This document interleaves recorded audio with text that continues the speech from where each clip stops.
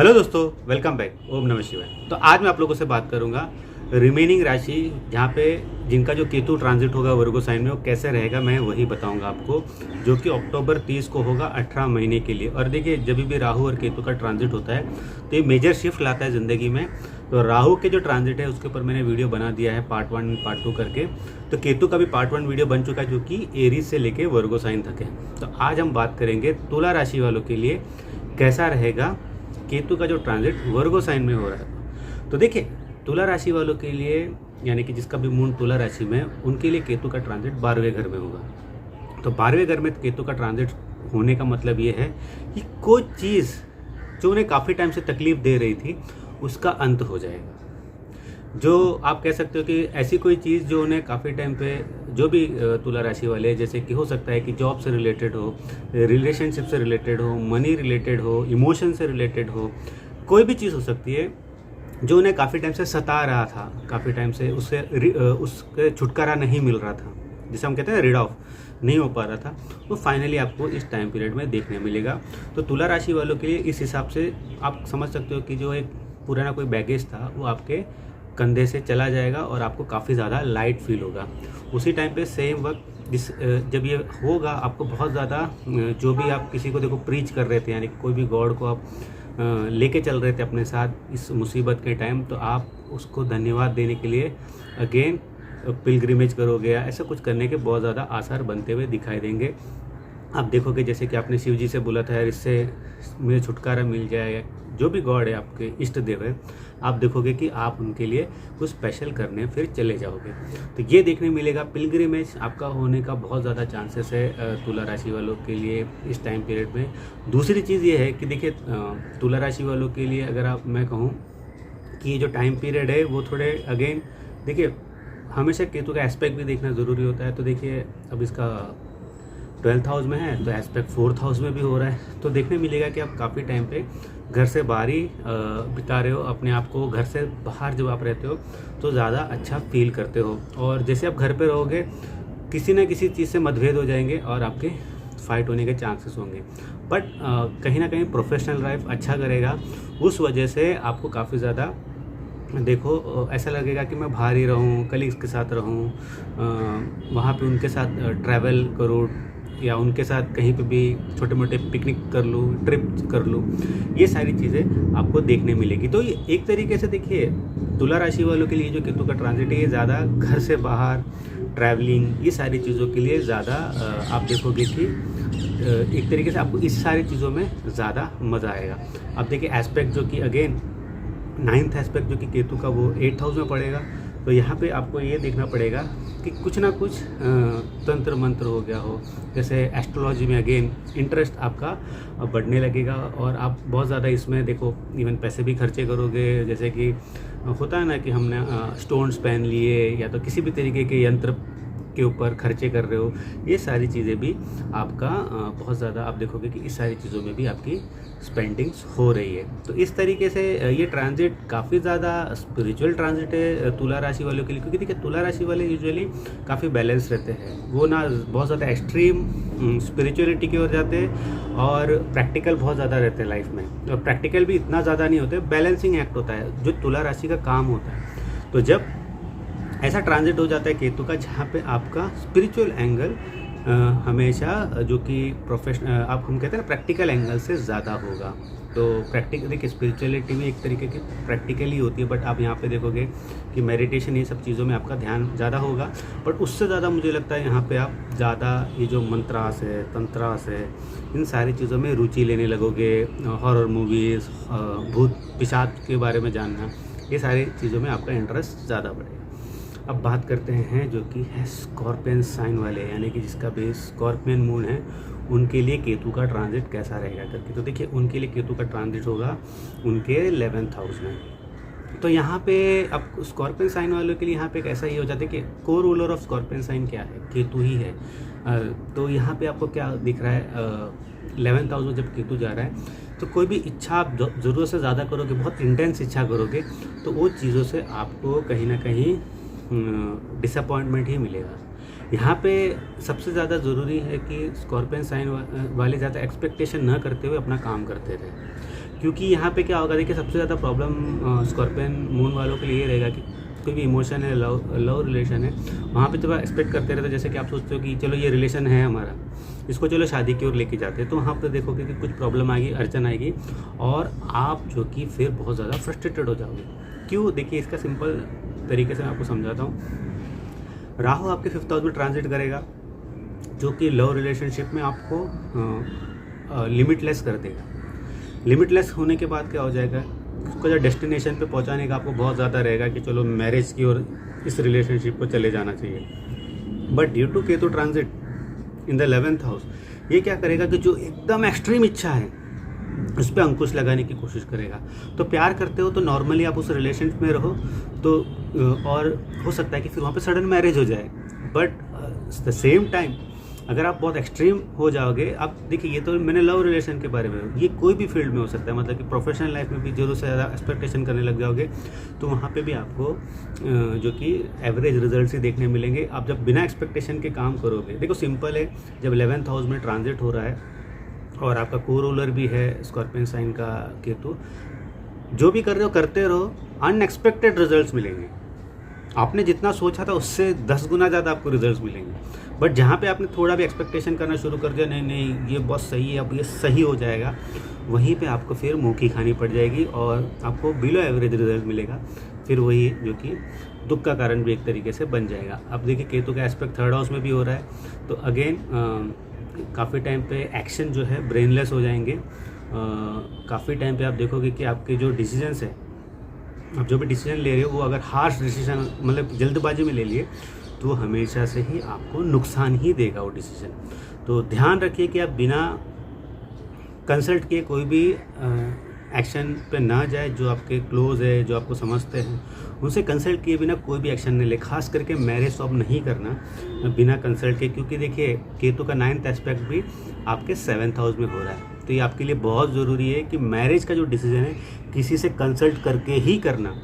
ये बात मैं इतना ज़्यादा जोर दे रहा हूँ क्योंकि जब भी आप देखिए लव मैरिज या कोई भी किसी भी तरह की मैरिज करते हो जहाँ पे 7th हाउस का इन्वॉल्वमेंट रह रहा है, यानी कि for an example 7th house में केतु है या केतु का एस्पेक्ट है या केतु का ट्रांजिट हो रहा है, उस टाइम पे मैरिज की योग बन के आपकी शादी हो रही है,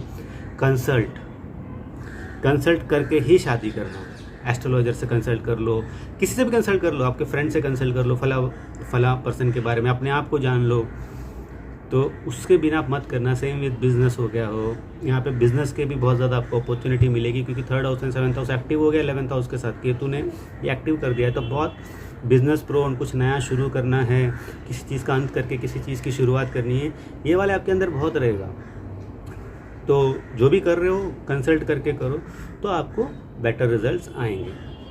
बात करता हूँ अब सैजिटेरियस साइन वालों के लिए। देखिए सैजिटेरियस साइन वालों के लिए ट्रांजिट होगा 10वें घर में, और 10वें घर में जब केतु का ट्रांजिट होता है, अगेन देखिए जब भी वर्क से रिलेटेड ट्रांजिट केतु करेगा तो जॉब से रिलेटेड कुछ ना कुछ आपको उथल पुथल लाएगा ही। बहुत से सैजिटेरियस साइन वाले देखोगे कि इस 18 महीने में 2 बार आपने जॉब चेंज कर दिया, या तो फिर आपका 2 बार प्रमोशन हो गया, या तो फिर आपका डिमोशन हो गया, आप फायर हो जाओगे। Most of the cases first and last होने के चांसेस ज़्यादा है, जो कि मैंने पहले कहा कि 2 बार जॉब चेंज हो सकते हैं या तो फिर आपको फायर किया जा सकता है, क्योंकि सैजिटेरियस साइन जो है ये एडवेंचर का साइन होता है और ये आप कह सकते हैं कि लड़ने का साइन होता है। तो यहाँ पे क्या हो जाता है, बहुत टाइम पे आप अपनी बात, मेरी बिलीफ, मेरे ये, इससे आपके कॉन्फ्लिक्ट बहुत ज़्यादा हो सकते हैं अपने सीनियर के साथ, और कॉन्फ्लिक्ट बहुत डेंजरस आपको रिजल्ट दे सकता है। तो इस वजह से हमेशा एक बैकअप थॉट प्रोसेस कीजिए कि मैं जो कर रहा हूँ वो सही है क्या, अब ये करना सही रहेगा। इन सारी चीज़ों पे थोड़ा ध्यान रखिए, क्योंकि देखिए केतु का जो 9th एस्पेक्ट भी आपका जो कि 6th हाउस में ही पड़ रहा है, और इसका जो कि देखिए 5th एस्पेक्ट भी आपके 2nd हाउस में पड़ रहा है, यानी कि जॉब से रिलेटेड जब भी ऐसे एस्पेक्ट हो जॉब से रिलेटेड ही आपको देखने मिलेगा, खास करके केतु का। तो ज़्यादा पुश मत कीजिए आप इस 18 महीने प्रोफेशन को लेके, यार मेरी ग्रेड नहीं बढ़ रही या मेरी सैलरी नहीं बढ़ रही, क्योंकि आप उसको पुश करने जाओगे आपको नेगेटिव इम्पैक्ट पड़ने के बहुत ज़्यादा अगेन चांसेस बनेंगे। यहाँ पे बहुत सारे लोग जिसका केतु ट्रांजिट होगा यहाँ पे वर्गो साइन में, सैजिटेरियस मून वाले, आप देखोगे कि आप चेंज ऑफ प्रोफेशन के बारे में बहुत सोचोगे या मैं चेंज कर दूँ क्या ये प्रोफेशन, इसमें मज़ा नहीं आ रहा है, कुछ अपना कर लूँ क्या, तो क्या तो फिर किसी और इसमें चले जाओगे। जैसे कि साइंस स्टूडेंट है, वो सडनली सोचे कि मैं कॉमर्स ले लेता हूँ, कॉमर्स की पढ़ाई कर लेता हूँ, एमबीए भी कर लेता हूँ, डॉक्टर भी बन जाता हूँ, बहुत लोग अलग अलग डिग्री ले लेता हूँ। तो ये सारे जो माइंड में आपको चीज़ें आती हुई रहेगी। तो देखो अगेन 10th हाउस में अगर आपका मेन केतु का ट्रांजिट हो रहा है, तो आपको सबसे पहली चीज़ तो ये बहुत ज़्यादा ज़रूरी हो जाती है कि आप अपने कलीग या तो फिर आपके जो सीनियर जो भी है आपके कंपनी में जिसके साथ आपका अच्छा रिलेशन है, उनसे सलाह मशवरा करके कोई भी डिसीजन ले सकते। किसी अगर आपको ऐसा है कि आप जाके बोले कि मेरी सैलरी बढ़ा दो या मेरी इंक्रीमेंट इतनी % होनी चाहिए, कि सलाह मशवरा करके करो, ऐसा नहीं कि अपने से चले जाओ, आपको नुकसान दे देगा। तो ये चीज़ का आप ध्यान रखिए। अब बात करते हैं कैप्रिकॉर्न मून वालों के लिए, मकर मून वालों के लिए ये केतु का ट्रांजिट कैसे रहेगा, जो कि 9th हाउस में होने वाला है। सबसे पहली चीज़ 9th हाउस में हो रहा है, वर्गो साइन डिजीज़ को शो करता है, केतु देखिए प्रॉब्लम्स को शो करता है। यहाँ पे आप देखोगे फादर को हेल्थ इश्यूज़ हो रहे हैं, फादर को हेल्थ इश्यूज़ हो रहे हैं, फादर के साथ आपका रिफ्ट हो रहा है। और मेन चीज़ यहाँ पे ये होगा कि आप कहीं ना कहीं फादर के, देखो कैसा होता है कि बहुत लोग फादर के प्रोफेशन को लेके चलते हैं आगे, वहाँ पे आप सोचोगे कि यार ये मैं फादर के प्रोफेशन के लेके चलूँ कि नहीं चलूँ, मुझे चलना चाहिए कि नहीं चलना चाहिए। और देखो जैसे कि बहुत लोग होते हैं कि फॉर एन एग्जांपल आपको बताता हूँ कि फादर के दुकान चला रहे, अब बोलेंगे कि नहीं अब मुझे नहीं चलाना दुकान, अब मेरा यहाँ पे ज़्यादा वो नहीं है, मैं अपने से कुछ करना चाहता हूँ। तो ये वाली थिंकिंग यहाँ पे आएगी। जो फादर के बिज़नेस से रिलेशन रखते हैं, मैं उनके लिए ये चीज़ बोल रहा हूँ, जो फादर के साथ काम कर रहे हैं उनको ये थॉट प्रोसेस मन में आएगा कि मैं ऐसा कर लेता वैसा कर लेता हूँ। दूसरी चीज़ ये है, जो हायर स्टडीज़ कर रहे हैं सडनली शायद उनके एजुकेशन में ब्रेक लग जाएगा, कुछ अड़चनें आएंगी और वो जो हायर डिग्री ऑफ एजुकेशन है उसको आपको चलाने में प्रॉब्लम हो जाएगा। जैसे कि देखिए कोई फाइनेंशियली अच्छा बच्चा नहीं है बट वो अपनी बीकॉम के लास्ट ईयर में है, देखेगा कि उसको थोड़ी प्रॉब्लम्स आ रही है, या तो फिर कोई पीएचडी कर रहा हो या कोई भी एजुकेशन कर रहा हो, उसको देखेगा कि लास्ट फेज़ में प्रॉब्लम आ रही है इस 18 महीने के बीच में, और उसको बहुत कैसे कैसे करके वो इस टाइम पीरियड से निकलने की कोशिश करेगा। आप देखोगे कि 4-5 साल तो बहुत अच्छे निकल गए थे, डिग्री के लास्ट ईयर बचा, यहाँ पे इतनी सारी प्रॉब्लम हो रही है, वहाँ पे कुछ किसी की तबीयत ख़राब हो रही है, वो अटेंड करना पड़ रहा है, यहाँ पे कुछ हो रहा है, वहाँ पे कुछ हो रहा है। तो बहुत ज़्यादा ये एक इरिटेटिंग माहौल आपके लिए हो जाएगा, और जो कि बहुत ज़्यादा आपको इम्पैक्ट करेगा, क्योंकि 5th एस्पेक्ट भी तो इसका 1st हाउस में हो रहा है। आपके माइंड में तो आप काफ़ी टाइम पर कन्फ्यूज हो जाओगे, यार चल मैं करूँ क्या, कैसे इस चीज़ से बाहर निकलूँ। तो ये सारी चीज़ें आपके माइंड को भी थोड़ा बहुत देखिए क्लटर करेगी, और आपको थोड़ा बहुत इस वजह से फ्रस्ट्रेशन भी हो जाएगा, क्योंकि एस्पेक्ट भी जो कि 9th है केतु का, वो अगेन 5th हाउस में हो रहा है, जो कि एजुकेशन का है, गुड लक का है। तो यहाँ पे आप देखोगे कि थोड़ा run out of luck feel करोगे मकर राशि वाले। तो ये एक है मकर राशि का, बट ये है कि अगेन देखिए जब ऐसा सिचुएशन होता है ना, तो कोई एक्सपेक्टेशन मत रखिए, क्योंकि केतु का काम वही होता है जो एक्सपेक्टेशन है उससे विपरीत कर ले। तो एक्सपेक्टेशन के बिना करते रहो, सारा चीज़ सही आराम से हो जाएगा। बात करते हैं एक्वेरियस साइन वालों के लिए। एक्वेरियस साइन वालों के लिए देखिए केतु का ट्रांजिट जो है 8th हाउस में होगा। 8th हाउस में होने का मतलब ये है कि लाइफ में कोई चीज़ें सडन हो जाएगी, और वो ऐसे हो जाएगी कि मतलब कि आप सोचोगे कि ऐसा कैसे हो गया, ये कैसे हो सकता है मेरे साथ, ये वाला क्वेश्चन आएगा जब वो सडन इवेंट होगा। दूसरी चीज़ है, अगर आपने पास में किसी के साथ बुरा किया हो, जैसे कि 15-18 साल पुराने अगर आप पीछे चले गए, जैसे कि फॉर एग्जांपल आपकी थोड़ी एज भी होनी चाहिए ना कि बैड कर्मास करने के लिए, आप 40 के ऊपर के एज के हो या 35 के ऊपर के एज के हो, और आपके फिर पास कर्मास हैं, उसको भोगने का टाइम अब आ जाएगा। केतु जब इधर आएगा आपको पास कर्मास याद दिलाएगा, याद है क्या किया था, याद है क्या हुआ था। या तो पर्सन सामने आ जाएगा जिसके साथ बुरा किया था, आप सडनली देखोगे कि वो पर्सन तो आपसे बहुत आगे निकल गया है, और देख देख के आपका दिमाग ख़राब हो जाएगा। ऐसे कोई इवेंट्स होने के बहुत ज़्यादा आपकी लाइफ में चांस बन जाएंगे। Ketu in the 8th house, ध्यान रखिए, क्योंकि उसका एस्पेक्ट भी 12th हाउस में होगा 5th, जो कि बहुत प्रॉब्लमेटिक है, क्योंकि सडनली कुछ ऐसे इवेंट्स हो जाए। देखो यूजुअली सिंपल वर्ड्स में कहा जाता है कि केतु अगर 8th हाउस में ट्रांजिट करता है तो हॉस्पिटल एक बार तो जाना बनता ही है, सडन इवेंट्स की वजह से। बेसिकली देखिए एक्सीडेंट ही कहते हैं लोग, क्योंकि 12th हाउस जो एस्पेक्ट कर रहा है केतु, जो कि बेड को शो करता है, 12th हाउस हॉस्पिटल बेड को शो करता है। तो यहाँ पे ये चीज़ हो गई। दूसरी चीज़ है, देखिए किसी के भी अगेन वर्गो साइन में मंगल है, वहाँ पे केतु ट्रांजिट कर रहा है, तो बॉडी में ऑपरेशन शो करता है अगर वो कोई बीमारी से गुजर रहा है। अगेन ये सडन कोई ऐसे आपको पता चल जाएगा कि आपको ऐसे हेल्थ इश्यूज़ है जो कभी आपने सोचा नहीं था ज़िंदगी में। तो यहाँ पे सबसे बड़ी बात हेल्थ ही हैम्पर होगा इस ट्रांजिट में एक्वेरियस साइन वालों के लिए।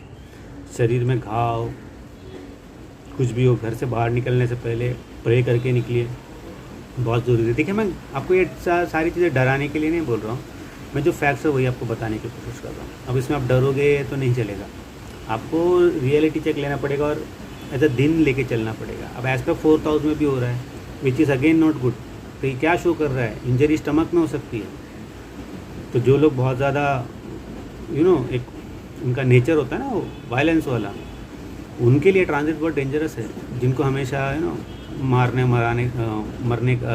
मारा मारी करने का शौक होता है, फाइट्स में बहुत इन्वॉल्व रहना चाहते हैं, ट्विटर में कुछ ना कुछ लिखना चाहते हैं, तो उनके लिए टाइम पीरियड डेंजरस है। बिकॉज यहाँ पे आपको फिज़िकल पेन होने के चांसेस ज़्यादा बनते हैं। तो ध्यान रखिए। बात करते हैं मीन राशि वालों के लिए। मीन राशि वालों के लिए देखिए 7th हाउस में ट्रांजिट होगा केतु का, तो ये अगेन ब्रेक ऑफ मैरिज।